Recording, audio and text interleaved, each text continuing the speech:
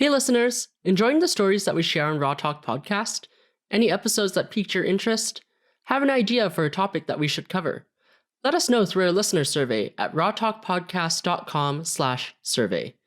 We're incredibly grateful to you, our listeners, for tuning in week after week, and we can't wait to hear from you. The survey takes just 5 minutes to complete, and your feedback will help us continuously improve our content.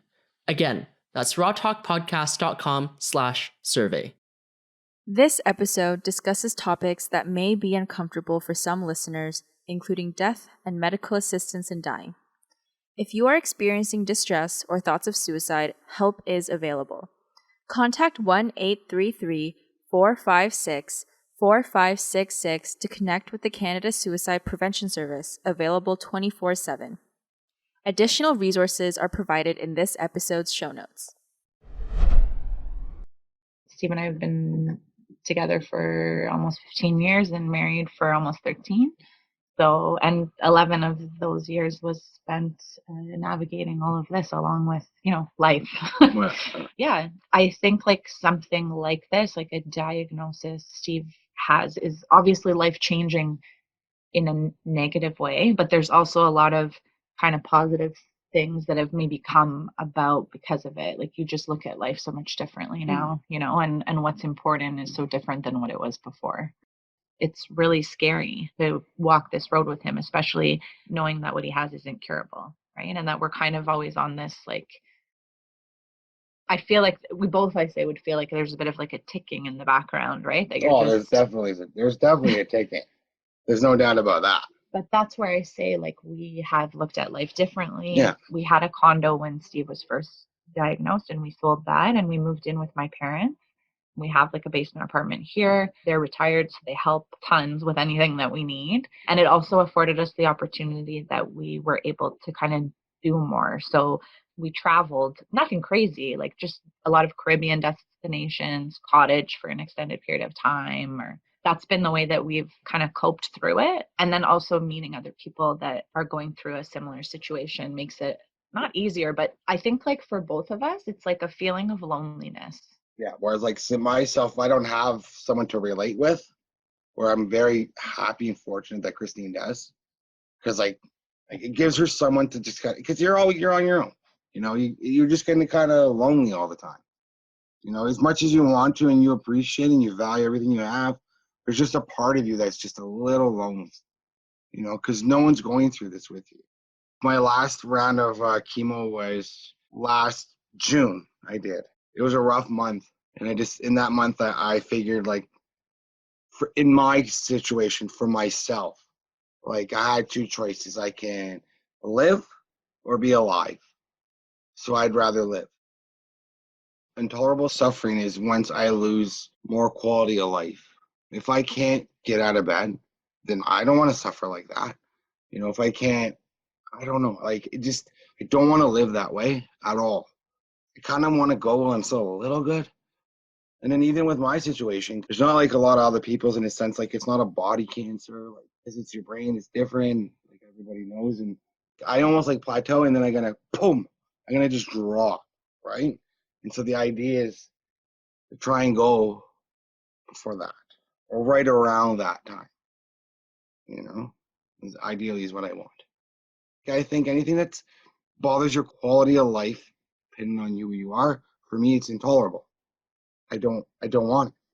So yeah, and once it gets to a point that you're just spending so much of your time in bed, rather than like upright and out there, kind of living life, right? Mm-hmm. We just heard from Steve and Steve Legere.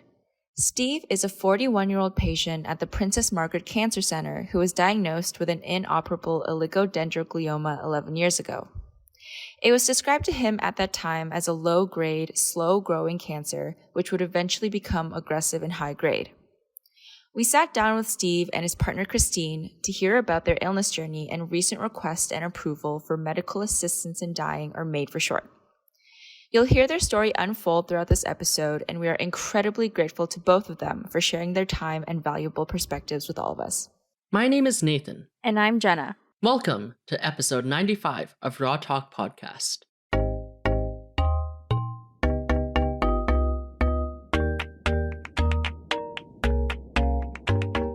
We would like to acknowledge that Toronto was founded on the traditional territories of many Indigenous nations, including the Mississaugas, the Anishinaabe, the Chippewa, the Haudenosaunee, and the Huron-Wendat.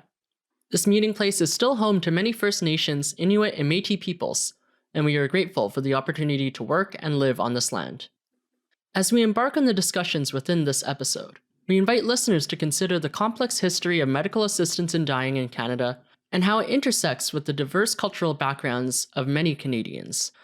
With this in mind, we sat down with Sally Bean, Director of Policy and Ethics at Sunnybrook Hospital and Adjunct Professor at the University of Toronto, to learn more about MAiD in Canada. So medical assistance in dying, or MAiD as we often refer to it, is when a physician or nurse practitioner administers or prescribes a lethal substance to a person who meets the eligibility criteria in order to end their suffering.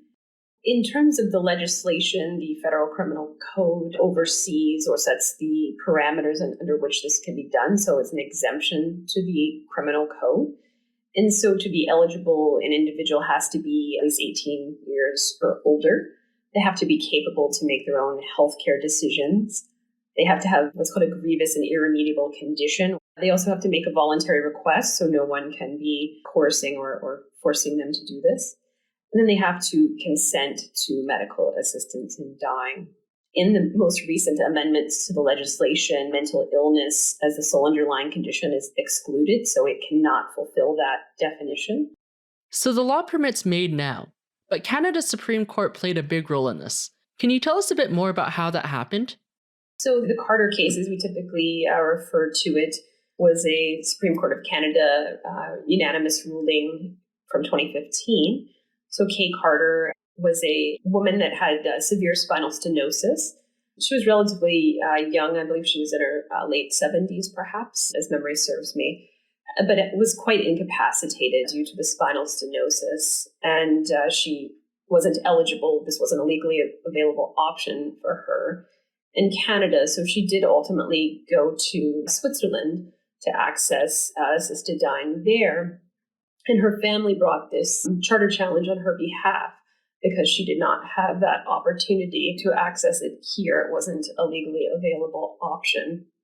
And so that really prompted or reignited the discussion, I should say. There was the Rodriguez case back in 1993, which was quite similar. A woman that had ALS and wanted to seek help to die, and so brought a charter case forward. That one, of course, turned out a bit differently in that it was 5-4 against supporting the prohibition of assisted dying. So not until 2015 was there this serious or significant course correction, I should say, in terms of change in trajectory of the law. So there was a big change in precedent from the Rodriguez v. BC 1993 case. What led to the court's change of opinion? Yeah, it was quite interesting because the court in Carter commented on this. And, of course, if they're going to deviate from precedent, they have to provide context, what has changed, right? And so, they talked quite at length about this and said from 1991 to 2010, the House of Commons had debated 6 private member bills seeking to decriminalize assisted suicide. So there was a lot of momentum and interest in this, essentially. Secondly, in 2011, the Royal Society of Canada published a report on end-of-life decision-making, and they explicitly recommended that the criminal code be modified to permit assistance in dying. So you have this prestigious body in Canada recommending that this be done. Of course, Quebec has always been a leader in this area legislatively, so they had passed a provincial law that wasn't yet enforced at the time of the decision, but there was already this provincial precedent.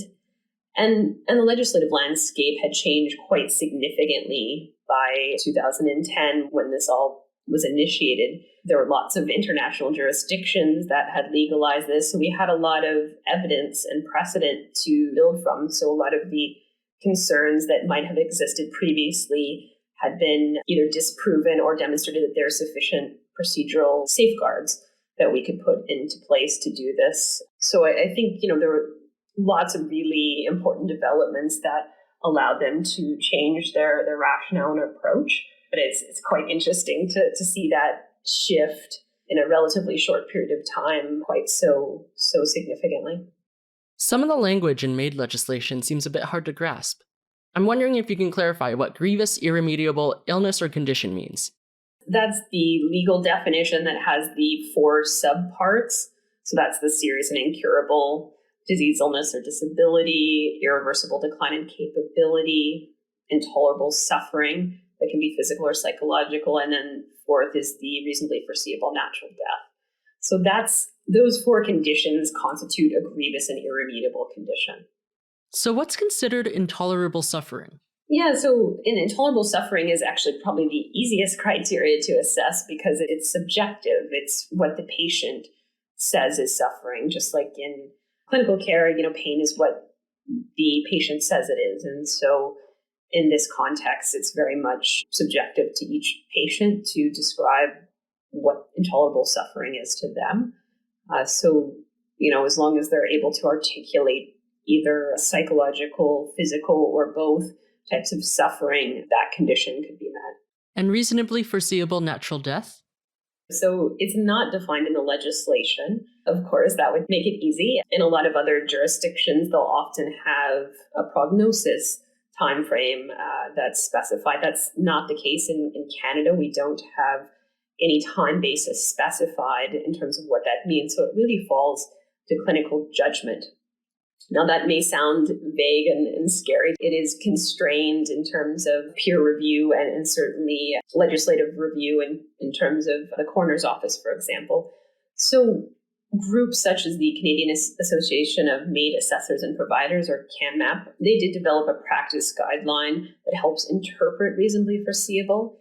And so they suggested it be thought about in terms of reasonably predictable or not too remote.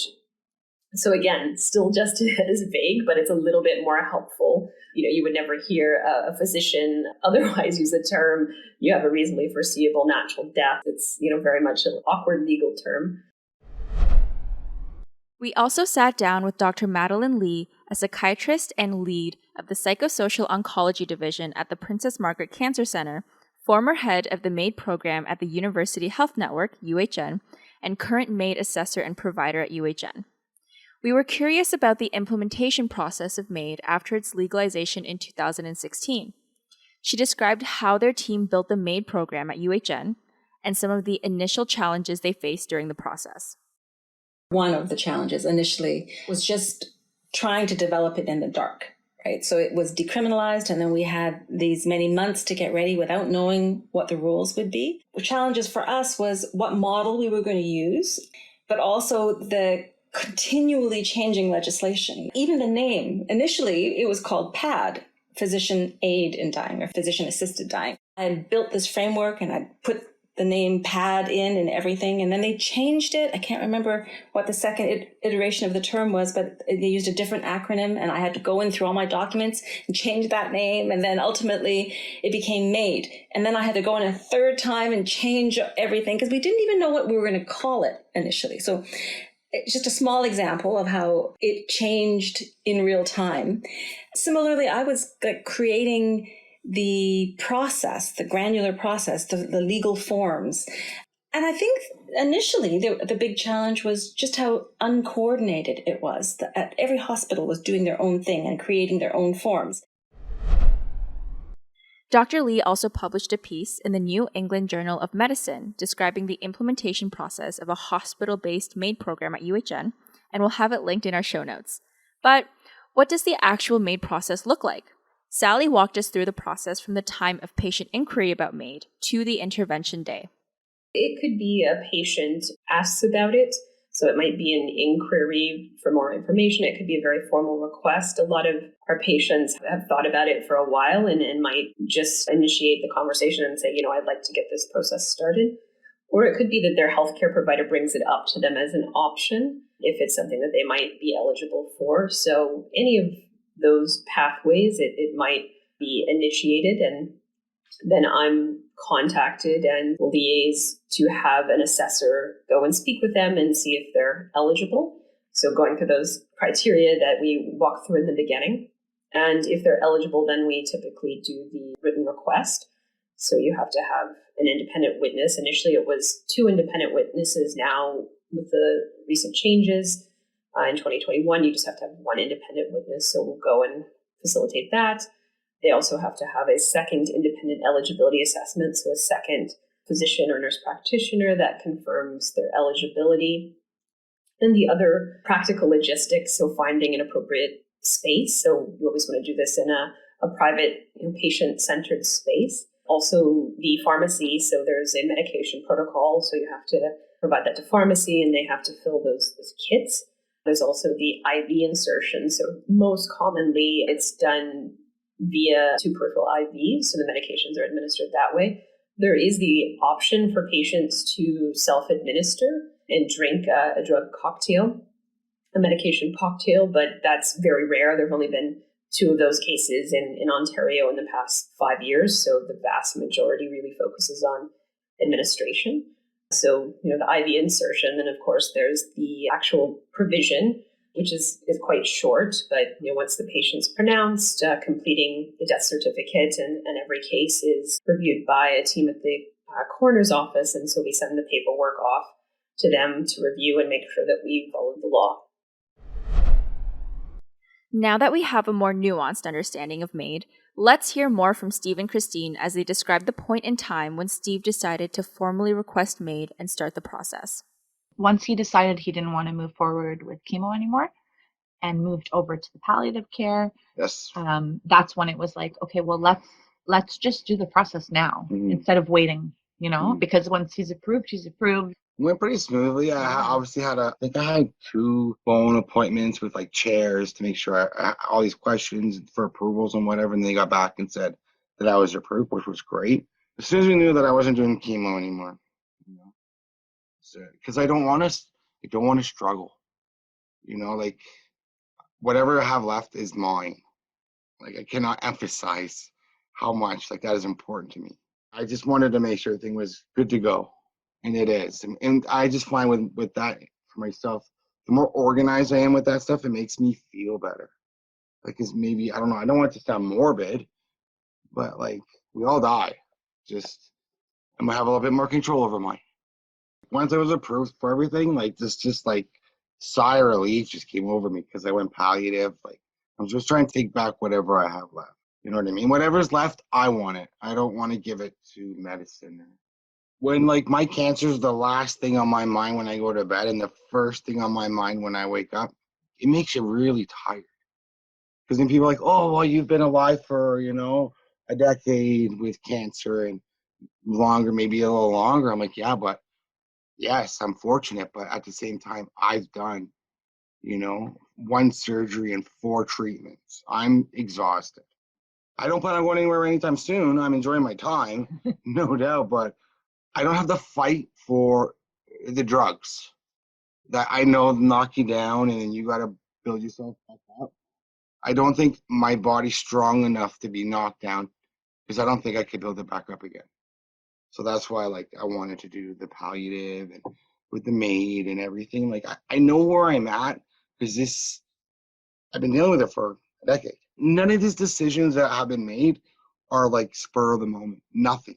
Everything's been discussed and talked about and analyzed. I try not to make my decisions rashly, so I try and make sure there's thought and ask people, make sure that I'm, especially with my situation, sometimes I'm not making the right decision, but everything like this, everyone, the people that I need to be behind me, they are behind me, so I'm grateful. Dr. Li is currently leading a large longitudinal mixed method study with patients with advanced cancer and their caregivers to help better understand the physical, psychological, and social factors that may contribute to the desire for death and request for MAiD over time. In addition to her clinical and research contributions, Dr. Li published a powerfully raw and honest article in Maclean's last year titled Daughter, Doctor, Death Broker, a MAiD provider in her mother's last days. She described her own personal experiences and reflections with her own mother's illness, desire to pursue MAiD, and end-of-life experience. We'll have it linked for you in the show notes, and we highly recommend you take the time to read this important piece. Part of why she shared her story with the world was to help highlight how complex it can be for providers to assess capacity, as people may have both rational and impulsive reasons for wanting MAiD at the same time. She told us a bit about that whole journey and experience. There were so many angles in that story that I was just documenting for myself. For sure, the experience of losing my mother and the experience of grief, but there was that piece about being a healthcare provider and what it was like to be a daughter doctor. But the third piece was also about being somebody with a lot of knowledge about MAiD and her request for MAiD. And I found myself just wearing a lot of different hats through that experience. And I actually didn't think I would publish it, except Bill C-7 was coming. There was a lot of discussion around, particularly for people without a reasonably foreseeable natural death, how we're going to assess the nature of capacity and suffering. And I thought there were a lot of lessons in my mother's story that might inform the debates. And I felt that particular piece was something I wanted to get out to inform the debate around C-7. And so that's why ultimately I took a part of the story and published it. I don't know that I quite captured the core of the debate. What it did illustrate is how hard it is to determine what reasonably foreseeable natural death is. And I think the challenge with my mother's case is that some would have said she did have a reasonably foreseeable natural death, and ultimately she did. So my mother had Parkinson's disease, and she was older. Her Parkinson's was progressive, but she was still enjoying her life. She was walking to Chinatown from her home every day, playing mahjong. She had a regular gambling parlor that she went to, cooking for herself, living independently. We knew she was getting more frail. My siblings and I had all regularly spoken to her about, maybe it's time you come and live with one of us, or considering moving into assisted living, which she always refused. She didn't want to. And the very last time we had a conversation, this is 3 weeks before she went into the hospital, where again, I was saying, maybe it's time you should move in with me. And then she joked, or she said, just give me the needle. I said to her, well, that's the work I do. And yes, if you want to, I can arrange it for you. And she laughed and said no. She didn't want it. She wasn't ready. She was waiting to see my daughter grow up. There's still things she wanted to do. So even just 3 weeks before she got sick, she wasn't seriously asking for MAiD. But then she developed an acute bowel obstruction and was admitted to hospital. And at the point of intense vomiting and pain was saying, I don't want any treatment for this. If I have a serious illness, just give me MAiD right away. Just give me the needle right away. And I was really struggling again with my role of being daughter or doctor or MAiD provider, whether to advocate for what she was asking or in my capacity as a MAiD provider, protect her from making an impulsive choice in the context of pain and vomiting. I wanted to not be involved in the discussion, but I did tell the doctor, she's saying she doesn't want surgery or any treatment. She's actually requesting assisted dying. And then she underwent a whole series of complications. She did ultimately consent to the surgery to relieve the bowel obstruction, and unfortunately had a series of complications related to that, much more complex than appears in the article. And there were several points. It was almost her default to ask for MAiD in an impulsive way. But there were also windows in her treatment where she was stable. And then she came to me in those windows, and I described that in the article, said, I don't know whether to be mad at you or to love you for doing this. And I knew she was both, that in some ways she would have been preferred to have been spared this, but in other ways she was glad to have me sitting in that room with her and maybe getting out of the hospital and seeing my daughter graduate from university, for example. So it was a complicated decision for me in terms of how much to advocate for her MAiD request at the time. And then ultimately, when she had the repair of her obstruction dehisced and she was leaking into her abdomen and they had to go into an emergency surgery. And then again, she said to me in the morning, I'm in pain, just give me MAiD. And I went to her doctor and I said, look, she's asking. And they were going to have the conversation with her because the decision was, would she go back into surgery? So the other wrinkle is my mother doesn't speak English. And so the communications had always, to that point, happened through me translating, and using a family member as a translator is never a good idea. And so I insisted that they have a professional translator present for this final discussion of, do you want this emergency surgery or not? Where she had the opportunity to request MAiD herself. And she didn't. And she agreed to the surgery. But I also am sure, I think, that she thought she wouldn't survive the surgery. And she certainly behaved like she didn't expect to. And said goodbye to all of us. And I did bring my daughter in through FaceTime, and she said goodbye and, told her, do well in school and good luck with your life. And she said all the loving grandmotherly things that you would say to all of her grandchildren and everyone who was present. And then she did go in for the surgery, but things ultimately didn't go well. MAiD has been in the works in Canada for several years, but its presence in the public conscience is still relatively new. We asked our guests about some of the misunderstandings they faced working in the field. I think the biggest misunderstanding is the public perception that MAiD is about unbearable physical suffering, when really it's about choice.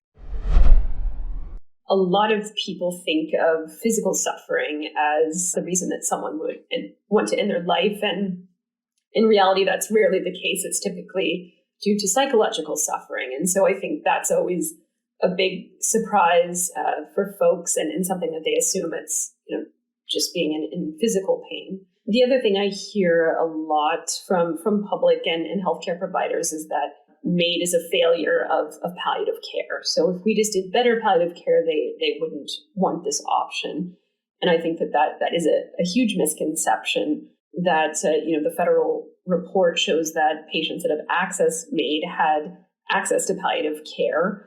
So it's the vast majority were receiving or had access to palliative care, and it tends to be more so a cluster of personality traits that I would say emerge in the prototypical MAiD patient.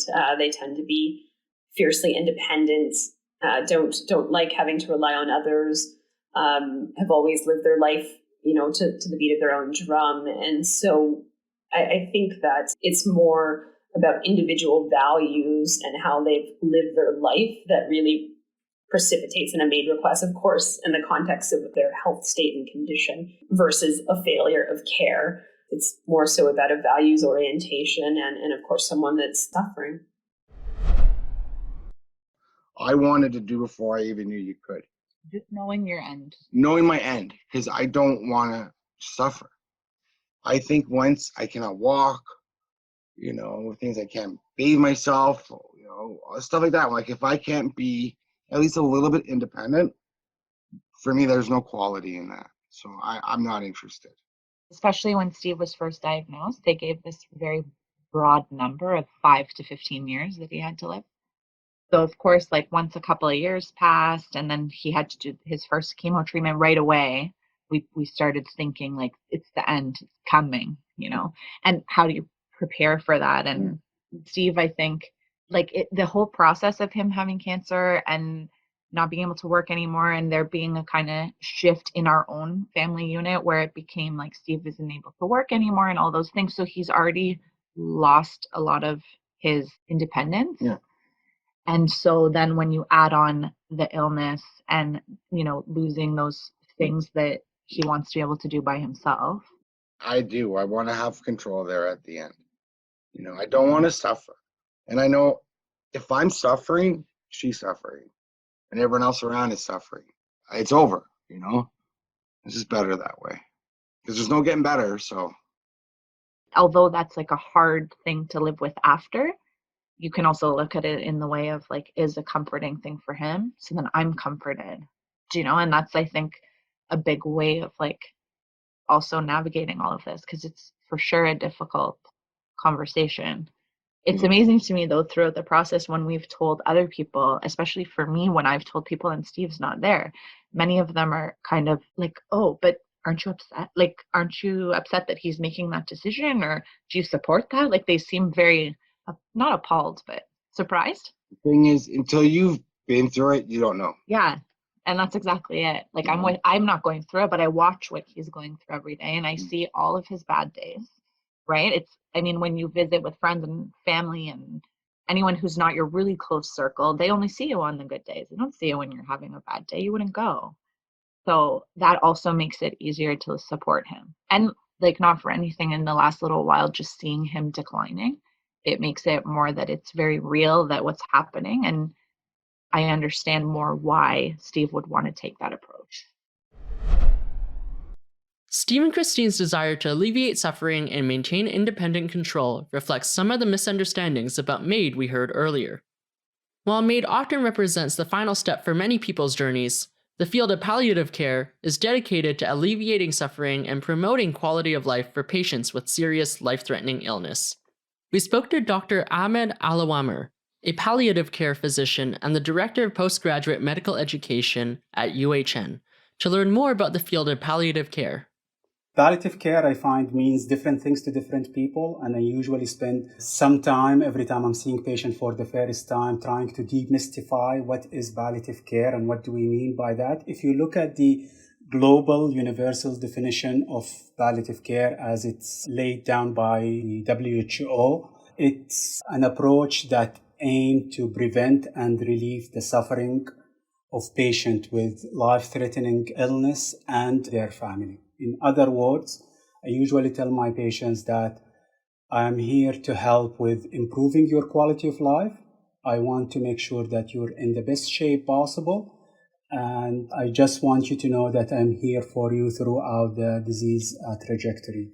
We cover different things in palliative care. So we cover symptom management, pain and symptom management. We cover also other psychological, spiritual, and social aspect of patients' care needs. We also want to make sure that our patients are coping well with their illness and their family as well. The field of palliative care has evolved quite a bit over the past few decades.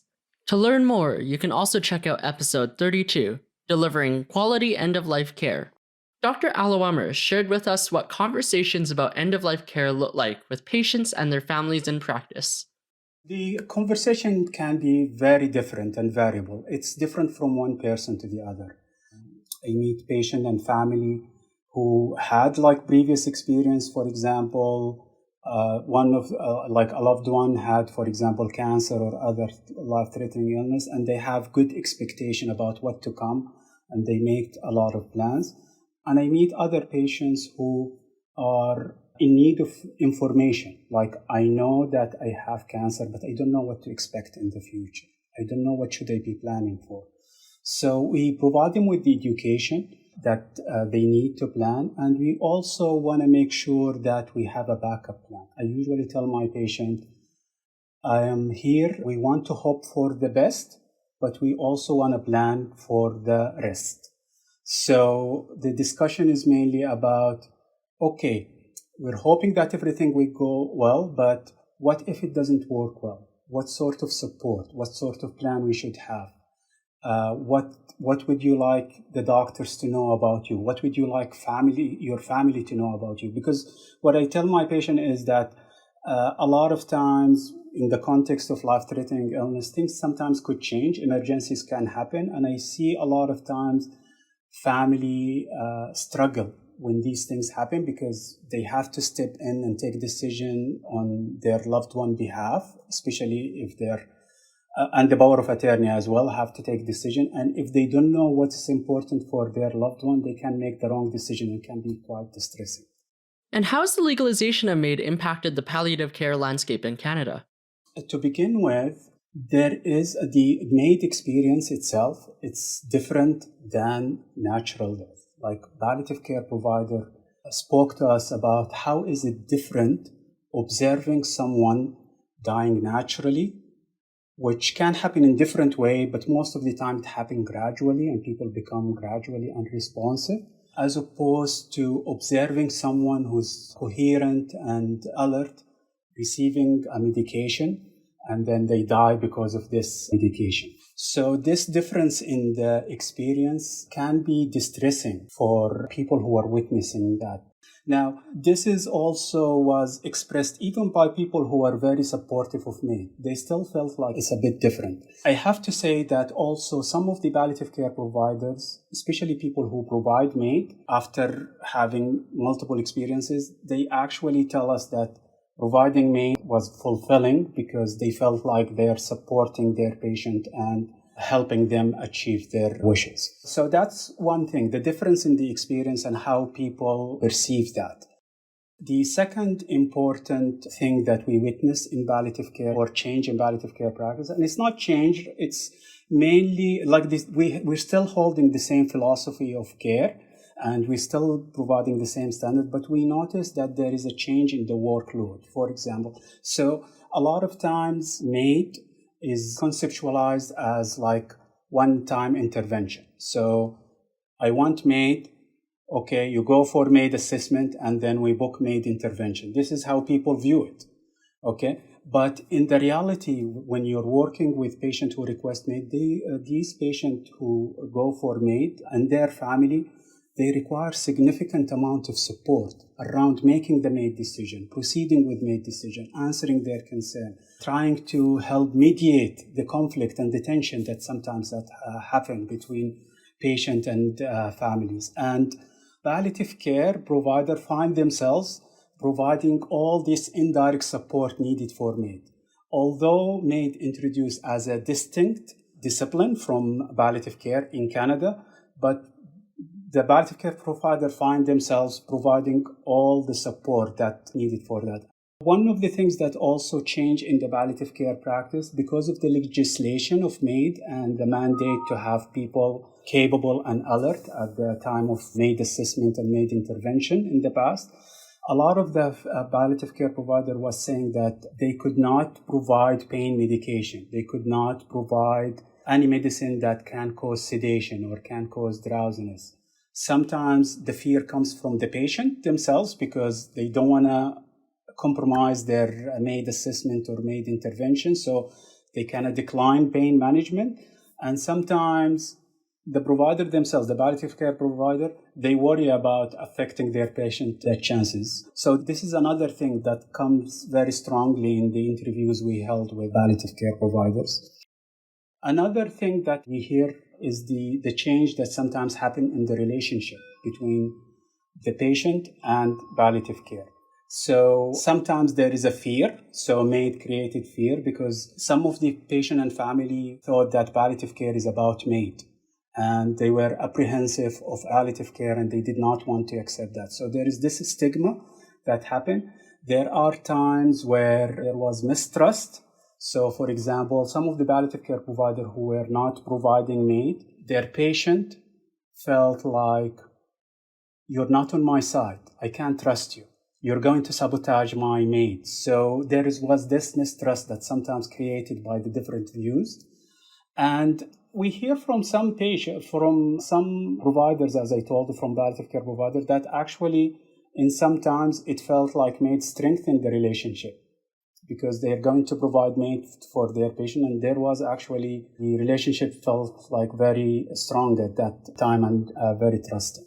The last thing I want to mention is the impact of MAiD on palliative care resources that we have witnessed. Because of the indirect support that palliative care has to provide for MAiD, it kind of created a lot of strain on the resources. And we know that in palliative care, we don't have many resources. So this is the relationship between MAiD and palliative care. There is some positive outcome that comes from that with the heightened public awareness and fulfilling patient wishes. And there is also some strain that happen in palliative care resources because we look at MAiD as one-time intervention and we did not visualize it as something that require significant amount of indirect support. There have been notable impacts of MAiD on palliative care physicians, both on their clinical practice and well-being. We asked Dr. Li what some of the main challenges have been for her as a MAiD assessor and provider. I think I've been really fortunate at UHN. I know early on for some providers, that some would say that there were challenges around acceptance by our peers and stigma. And early on, we tried to be quite sensitive to that. So the other thing about how we implement it at UHN is that there are different models for implementing it. And some centers use a model where any physician or nurse practitioner can be expected to respond to a request for MAiD from a patient. And then there are centers like ours where we create a specialized team of people who are experienced and skilled in providing MAiD. And early on, there was the feeling that the members of this team should be confidential, right? Because we didn't want stigma associated with being on the MAiD team. I don't think that turned out to be necessary. I certainly didn't feel that that was a problem for me. Actually, the more interesting challenge I had was just the nature, how compelling the nature of the work was in the sense of urgency, right? Like I actually found that there was a period of time where I was prioritizing MAiD work. Balancing usual duties from voluntary MAiD work was a bit of a challenge. Dr. Al-Awamer has shared with us his personal perspective on MAiD. I think I'm public about my personal perspective. I consider myself a conscientious objector because of my religious values. So I do not provide MAiD, I do not do MAiD assessment, but I do provide palliative care. And part of my commitment to doing palliative care is I wanted to help and support my patients. And I wanted to be there for them. So I'm still committed to my patient and I want to do everything I can do to help them.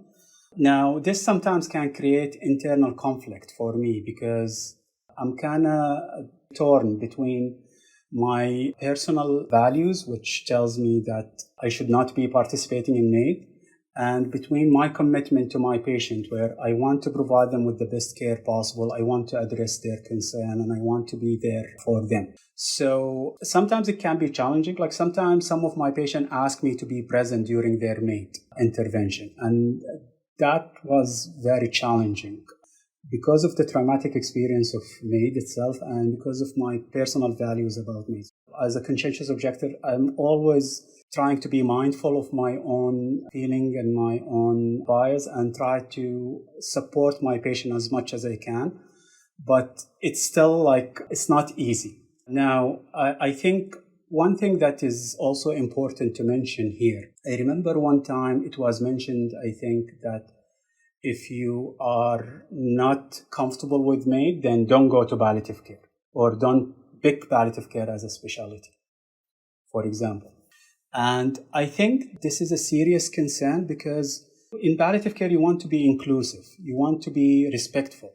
Usually the palliative care provider act as bridges between the healthcare system and their own community. So if you try to exclude physicians or providers with different background or from racialized background or with different values belief, then this would have eventually huge impact on the community, especially minorities in the future, because then they will see the bridges are between healthcare and the community is broken, and this can create mistrust and issues. Part of what I want to do, I come from a Muslim background, so part of what I want to do all the time is I want to make sure that the system is aware of the needs, for example, of Muslim patients and how can it be accommodating. On the other hand, I also want the community to be mindful of the importance of palliative care and try to clarify any myths or misconception about it. So this is why it's important to be mindful that you want to be inclusive and you want to have as many people represented in palliative care, even if they have their own values against providing MAiD. In the context of providers will still be committed for their patient and they will still continue to do the best for their patient. Whether to participate and provide MAiD is often a very personal decision for many physicians. Sally helped clarify how physicians navigate the system in practice. It is certainly voluntary, but there are professional obligations. So all regulated health professionals in Ontario do have standards established by their professional college in terms of how they have to respond in situations that might conflict with their own personal conscience, for example. And MAiD is certainly a great example of that. So for physicians, they are required to provide an effective referral. That's the language that's used in the College of Physicians and Surgeons of Ontario's policy. And so that means that you have to connect the patient with information or an individual that's willing and available to provide the service. So that could be referring to a colleague, referring to a care coordination service, those types of things. So it's really just providing access to information. And beyond that, there's no obligation to participate. I'll say that, certainly we would never want someone to participate in something that violates their personal conscience. We asked Sally what other supports are provided for healthcare providers with respect to MAiD. In the early stages of assisted dying, we certainly did a lot of education for staff just so that they understood what to expect. And we also would provide debriefs afterwards just to give them a chance to reflect on what had transpired, how they're feeling, make sure that they knew if they needed to speak to someone, we could connect them with counseling and those types of things. So really tried to build that into the process. I think now that we're 5 years on, there's not as much of that occurs now unless it's a particularly significant or unique case. But those supports are always there. So always reminding staff that, if they're feeling upset or want to speak to someone, they certainly can. For the MAiD assessors and providers, there is a community of practice with CanMap, as I mentioned earlier. And so there's a good peer support network there in terms of other people that are doing the work. And there are also resources specific to MAiD for patients and families. So there's Bridge C14, which is a bereavement group for family members that have had a loved one go through assisted dying. I think that there's pretty sufficient supports in place for those that conscientiously object. I think, the interesting piece is that a lot of the focus was on those that conscientiously object. I'm rethinking that term, and I don't think it's a great term. I prefer conscientious abstention or conscientious collaboration. I think that that speaks a little bit more in a more nuanced way to the situation. But, for those that conscientiously abstain from participating, there are supports for them. But I do feel like there needs to be a reciprocal support or respect for those that do provide MAiD. I think, the default is essentially conscientious abstention. It's a small number of providers that participate in assisted dying. And so they're a fairly marginalized group by virtue of that, or at least a minority group, I'll say, would probably be a better characterization. And so I think that there needs to be a mutual recognition of that by virtue of being a very small number of people that provide this end-of-life care, they're equally likely to have difficulties with colleagues and things like that might disagree with what they're doing. And so I think that's a really important piece that needs to be recognized. As a healthcare provider herself within this minority group, we asked Dr. Li whether she feels supported as a MAiD assessor and provider within her institution and by her colleagues. We also asked whether more could be done to support the providers participating in MAiD. I do feel very supported.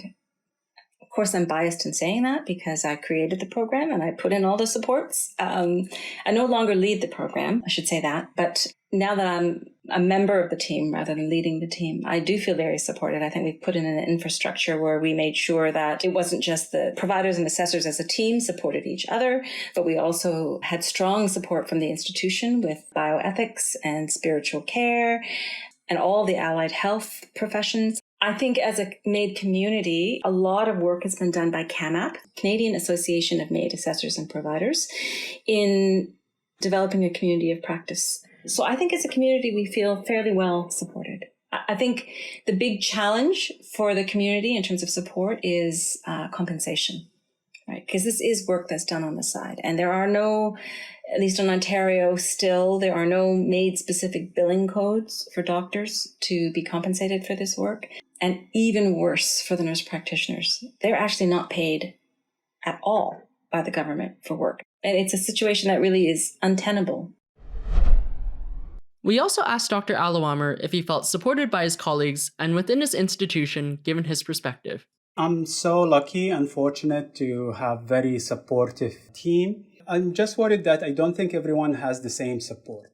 When we were studying and trying to understand the relationship between MAiD and palliative care and how did it impact the practice, we made an observation that a lot of people who are conscientious objectors, they were very reluctant to share their views and their concerns. And at some point, it felt like it's like being a conscientious objector can be visualized as a stigma, as someone who's not willing to provide care for their patient, as someone who's rigid and not willing to support their patient, which is completely untrue, because all the people that I spoke to, they were actually very willing to support their patients. I think it's important to be mindful of that as well and try to create inclusive environment. In addition to providing a community of support for healthcare providers with MAiD, both for those who are involved and those who are not, it is also important to emphasize the need for psychosocial support for patients and caregivers facing the end of life. Steve and Christine shared their own individual and shared experiences with psychosocial care at UHN. They reflected on how helpful it has been to have this support embedded within the cancer system to help them navigate their illness journey together. Steve also shared his gratitude for Dr. Li's support over the years as his psychiatrist. You know, being part of the University Health Network and Steve being a patient at Princess Margaret, if it wasn't for them, like, I don't know where the heck we'd be. Oh, for sure. You know, we both utilize the psychosocial services at the hospital. I also, like, through them have learned about other programs like Gilda's Club, Wellspring, all sorts of like community-based programs. You know, I've been seeing a doctor at Princess Margaret who's been like fantastic and just kind of bring up any concerns around MAiD and like what's happening, like just the general of Steve not being here anymore, that I'll kind of talk about with her. I have such a great relationship with Dr. Li because I've been a patient of hers now for many years. We have quite a great relationship. I tell her about so many things and she just kind of knows how to make me feel a little better. We break things down. Sometimes she makes me think for myself for the answers. Given that they're at the cancer center, they see it every day. And so they're just so familiar with everything that comes with it. And there's so many layers to it, especially the longer I think that you're living with like a terminal illness and knowing, you know, what's kind of lies ahead. And I think for both Steve and I, there's been times where we'll engage with either one of our doctors and they'll then follow up with the team, right? There's sometimes things that come up in a psychiatry appointment of maybe behavior that's happening that then Dr. Li will say like, okay, you know what, that actually relates to what's going on. I'm going to talk to the team. We're going to use this medication, or it's all so connected, which makes it so nice, so much easier. Yeah. And I think even just with the records, they can go right in. They see everything that, you know, the other doctors were writing. It's just, it's so efficient. I think another big thing for Steve and I, like throughout this, is of course there's times when we're each in our own kind of corner feeling a certain way about cancer and what it's done to like our lives. But when we come back together and remember that it's like an us thing, it's affecting us. So instead of looking at it as just Steve, we look at it as a like we, because both of us are affected. And then you do feel a little more supported, like both of us, you know what I mean? Because you're not. Like for me, like I know everyone's worried about me, but I worry about her, you know? Which is good because I worry about him. So what does the future hold for MAiD? On March 17th, 2021, proposed changes to the legislation in Bill C7 became law. Sally walked us through these recent changes to legislation. In 2016, in terms of legal eligibility criteria, you did have to have a reasonably foreseeable natural death. That was one of the key ones. The other recent change in C7, so as I mentioned, there's the two eligibility streams, one where you have a reasonably foreseeable death and the other where you do not. There's different procedural safeguards associated with both of those streams as well. The other big development in C7 is that there's the opportunity for a waiver of final consent. This is available only to those that fall in the reasonably foreseeable natural death stream. It allows the person to essentially consent in advance, and they waive that final consent so they don't have to be capable at the time of provision. So as long as certain steps are met along the way, you have to have a written agreement and things like that done in advance, they would still have this option. So I think that that's a very much an autonomy enhancing and preserving step that is a significant improvement in my opinion. Sally also mentioned that another significant change for MAiD was still in the works, specifically concerning people with mental illness. Mental illness as the sole underlying condition has been excluded from the legislation with the sunset clause set for 2 years. So March 17th, 2023 is when that would expire. That's certainly predicated on the notion that there'll be lots of work in the interim in terms of clinical practice guidelines and developments around, who would be appropriate and how would we know that in terms of mental health condition. So I think that there's going to be lots happening in the next couple of years to see if this is something that either they'll update the legislation and continue with the exclusion, or it'll expire if not, and then that will be an option.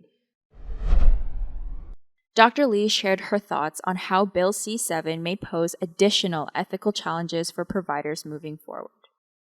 I think it's more of a challenge for us ethically in some ways, because we're going to be getting a lot more requests from patients who we otherwise wouldn't be thinking would be asking for MAiD. And I think it's going to require the providers and the assessors, the physicians and nurse practitioners involved in MAiD to be evaluating where they draw a personal line. Some have called that selective conscientious objection, right? Where I'm willing to provide for people with a reasonably foreseeable natural death, but not for those without. I think we're going to have to decide where we sit personally on that. But then it'll be a problem because you won't always know going into an assessment. It's hard enough to say no to patients. That's always been a challenge with MAiD, but we're going to be seeing more patients who are unhappy with our decision because it's our personal decision as opposed to a legal one. Dr. Li also shared how her personal opinions and perspectives on MAiD have evolved over time. Well, my position on MAiD has shifted in being more comfortable with it than I was when I came into this 4 years ago. More recently, my perspective has shifted again because of the introduction of Bill C-7, which has again changed the landscape of MAiD. And again, in a way that I think wasn't necessary. The main difference is Bill C-7 has removed the requirement for having a reasonably foreseeable natural death. I actually don't think we needed to remove it. I think that if we are going to remove it, the government needs to finally define it, because that's been one of the big challenges with Bill C-14, that there is no definition for what reasonably foreseeable natural death is. And so there's a lot of variability across the country. And I would say that there's always been a point of discomfort for me personally in providing assisted dying to people who are not near the end of life. Right? And for me, it's the distinction between assisted dying, where somebody is dying anyway, and then I'm medically going to assist them with that because they're suffering in some way, and assisted suicide, where they're not dying, but their quality of life or the life that they have isn't acceptable to them, and they want to end it. And actually, I don't think that falls within the realm of medicine. I think that doesn't need to be. If the government is going to allow for that, it doesn't really need to invoke medicine for people who just don't enjoy the life that they have. So I think the farther out you are from dying, the less it's actually assisted dying and the less comfortable I am. It goes without saying that discussions about death and dying are universally challenging to navigate. Conversations about end-of-life care in healthcare have evolved over time as the field of palliative care has grown and with the introduction of MAiD in Canada. The landscape of MAiD continues to evolve with Bill C-7. We hope our conversation today helped promote much-needed open dialogue about MAiD and end-of-life care in Canada from diverse perspectives. Thank you to our guests, Steve Legere and Christine Legere, Dr. Madeline Li, Dr. Ahmed Al-Awamer, and Sally Bean. Their perspectives were incredibly insightful, and we appreciate the diverse and honest perspectives shared by all guests regarding medical assistance in dying. This episode was hosted by Jenna Park and me, Nathan Chan. Interviews were conducted by Aaron Tong, Noral Kabi, Larkin Davenport-Heyer, Jenna, and me. Our content creator was Larkin, our audio engineer was Helen Yang, our advisor was Aaron, and Yagnesh Lattimore was our executive producer. Be sure to tune into next week's episode on genetic counseling. Raw Talk Podcast is a student presentation of the Institute of Medical Science and the Faculty of Medicine at the University of Toronto. The opinions expressed on the show are not necessarily those of the IMS, the Faculty of Medicine, or the university. To learn more about the show, visit our website, rawtalkpodcast.com, and stay up to date by following us on Twitter, Instagram, and Facebook at Raw Talk Podcast. Support the show by using the affiliate link on our website when you shop on Amazon. Also, don't forget to subscribe on iTunes, Spotify, or wherever else you listen to podcasts and rate us 5 stars.